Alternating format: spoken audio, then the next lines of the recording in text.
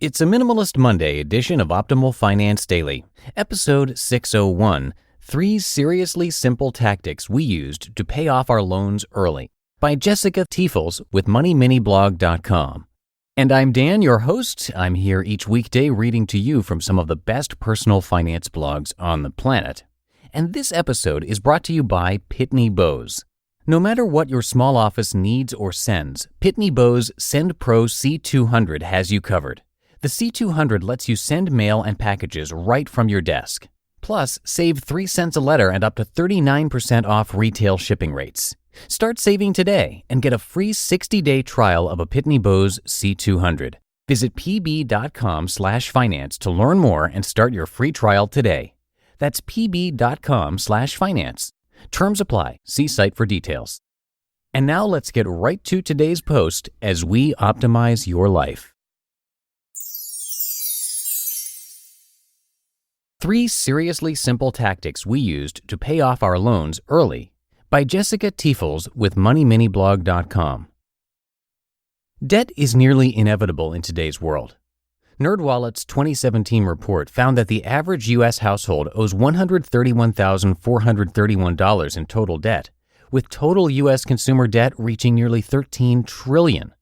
For many, that debt is a combination of credit card, mortgage, auto loans, and student loans. If you're in the trenches making steep payments month after month and keep thinking, there has to be a better way to move this process along, I can relate. In fact, this mindset spurred my husband and I to get serious about paying off our debt, and I'm here to share the ways we did that. If slogging through minimum payments for the next decade doesn't sound appealing, here are the action steps that changed our finances and life for the better. 1. We updated our weekly budget. This will take motivation and effort on the front end, but it becomes easier to manage over time. When we decided to aggressively knock out our loans, the first area we knew we needed to focus on was budget. Our organized minds immediately turned to using a spreadsheet to track all monthly expenses. In here, we listed all monthly expenses and included our total monthly income as well. Using a simple Google Sheets equation, we're able to see total money left over, which then gets divvied up into spending and savings. Each expense was added into the budget, allowing us to get a real-time picture of what the budget looked like. If we were in week 2 of the month with only $200 left to spend until the 30th, we had to really think about how we wanted to use that money. While this method doesn't guarantee that you won't go over budget or pay off your loans right away, it's a great accountability tool. 2. We stopped going out to eat. Trust me, I know the struggle. Going out to eat is a normal part of our lives, and it's not even about the food, but the fun of it. My husband and I love trying new restaurants, but the fact is, a typical restaurant entree averages about $12.75, and even a morning coffee habit costs around $4.50 each day. When we crunched the numbers, we knew we needed to cut back if we wanted to start paying our loans more aggressively. The worst part is we were spending the same amount of money on groceries as we normally would, meaning we had what we needed to make dinner at home, we just preferred to go out.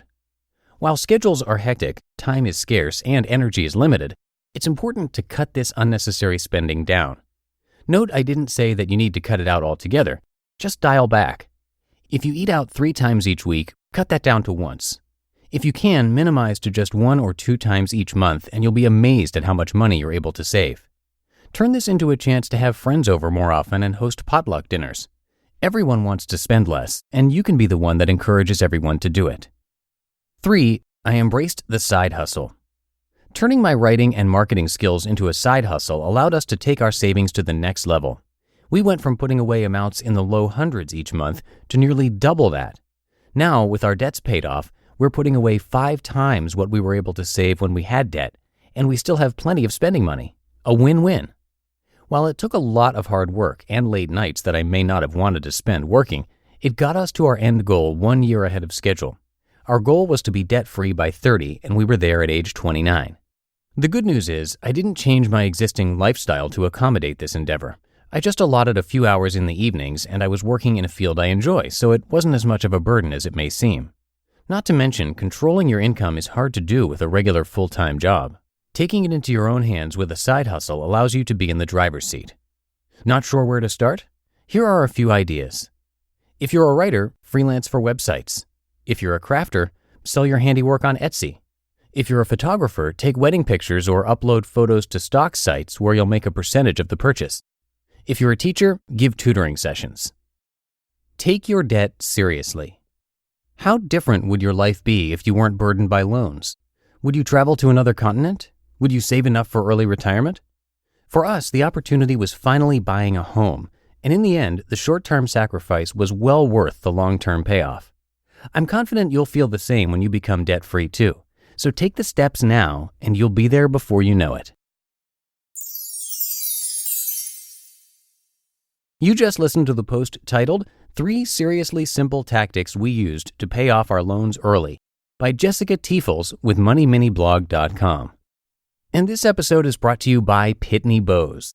With Pitney Bowes mailing and shipping solutions, confidence is built in. No matter what your small office needs or sends, Pitney Bowes Send Pro C200 has you covered. With it, you can calculate exact postage, so you're never over or underpaying. You can also compare and choose current rates from 3 major shipping carriers. And it's convenient. I can weigh packages, print shipping labels, and send mail right from my desk. I don't have to go to the post office anymore. I save money every time. I save 3 cents a letter and up to 39% off retail shipping rates, and that adds up. If your business mails or sends anything, save more with a Send Pro C200. So start saving today. For our listeners, Pitney Bowes is offering a free 60-day trial for all of its C200 models. Visit pb.com/finance to learn more and start your free trial today. That's pb.com/finance. Terms apply. See site for details. And that's going to do it for today. Thank you as always for listening and for being a subscriber. And I will be back with you tomorrow with a post from another favorite site of ours, Budgets Are Sexy. So I'll see you there, where your optimal life awaits.